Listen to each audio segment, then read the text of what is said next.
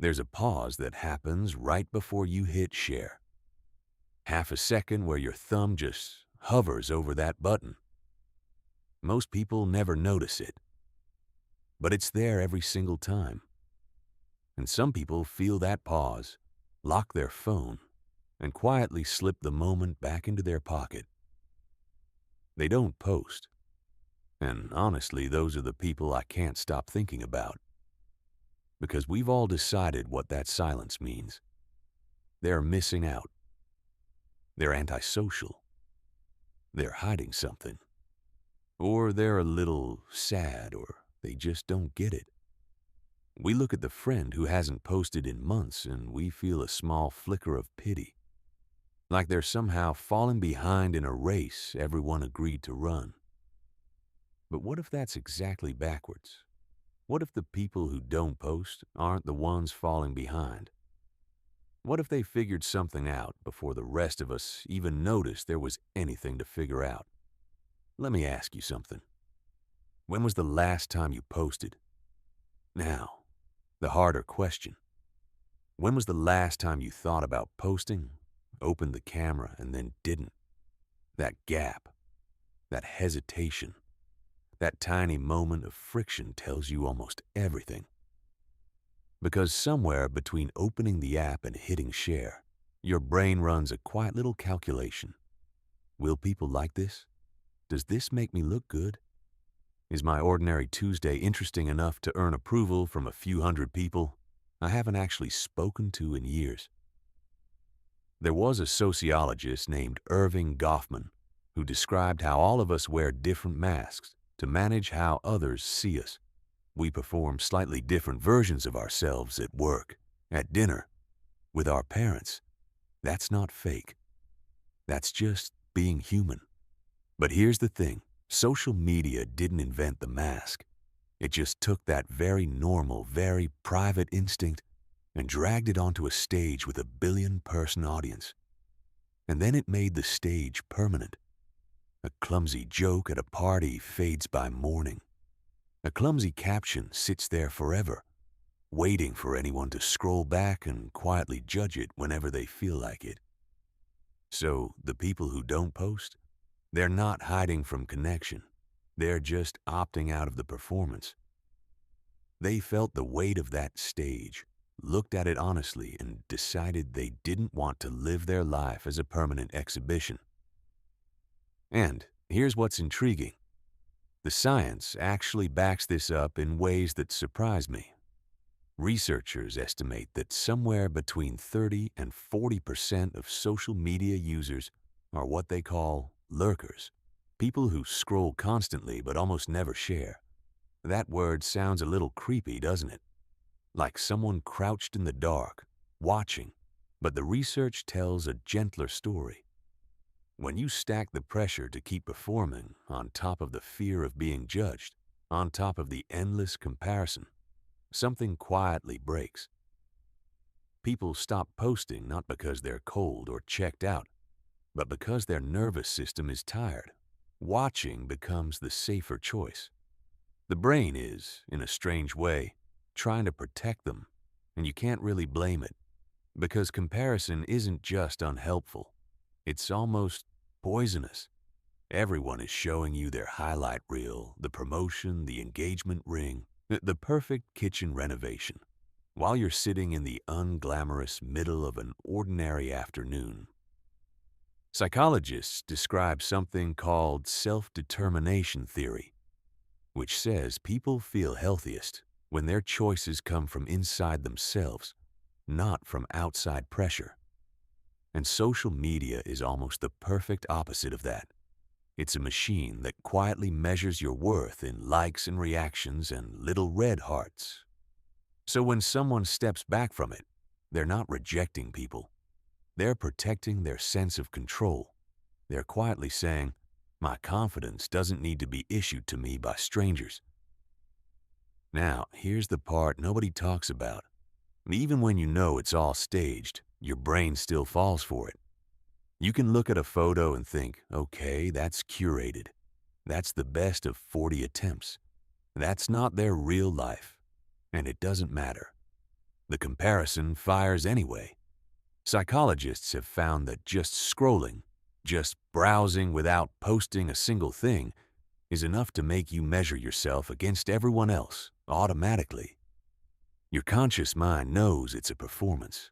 Your subconscious just registers, they have more than me. The people who pull back aren't immune to this because they're stronger. They pull back because they recognize the game was rigged. Why would you keep volunteering for a contest where every other player controls the camera, the lighting, the angle, and the story? And then there's this whole curious group of people who'll happily watch YouTube for hours, but won't touch Instagram or TikTok. They'll sit through a 3-hour video essay about something they'll never need to know. But they'll scroll right past a photo dump without a flicker of guilt. Why? Because YouTube doesn't demand anything back from them.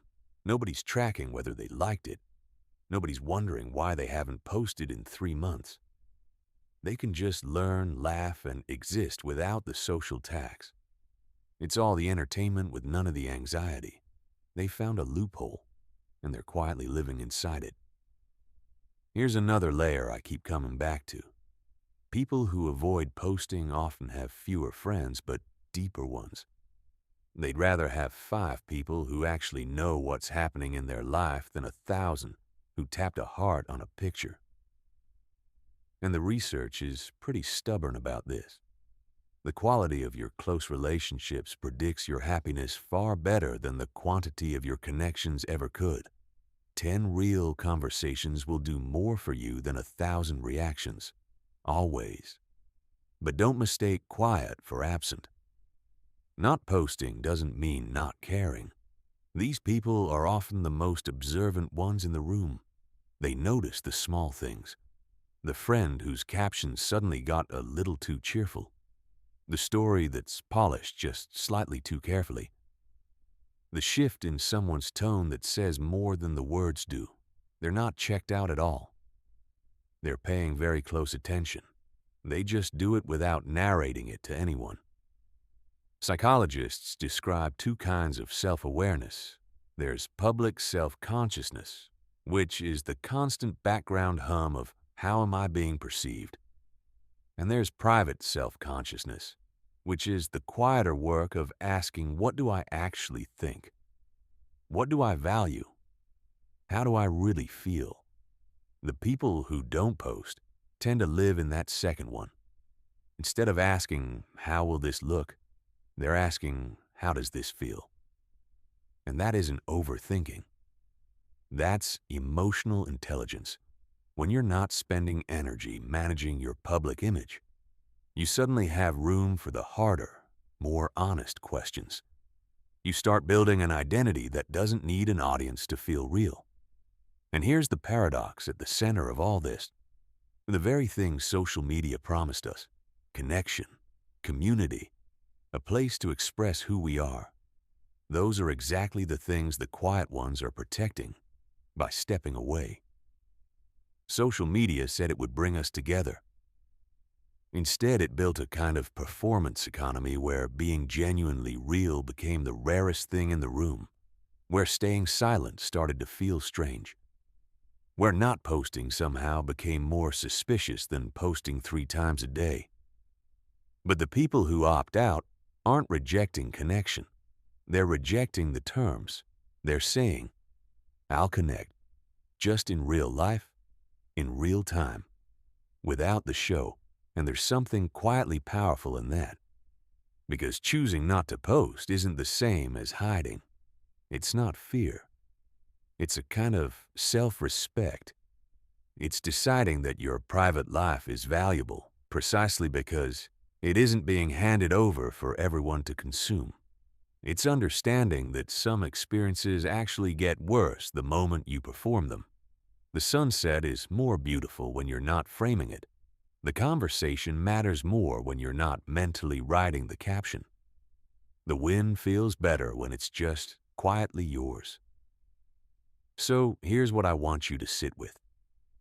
What if the people who barely use social media aren't the ones missing out? What if they're the ones who saw it clearly first?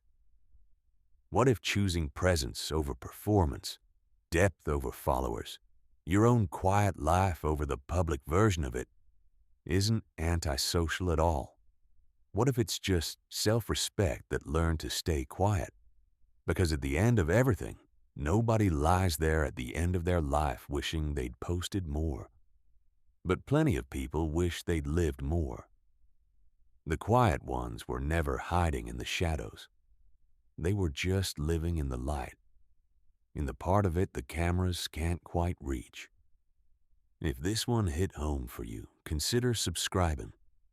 And if you want to support these deep dives, I genuinely appreciate it.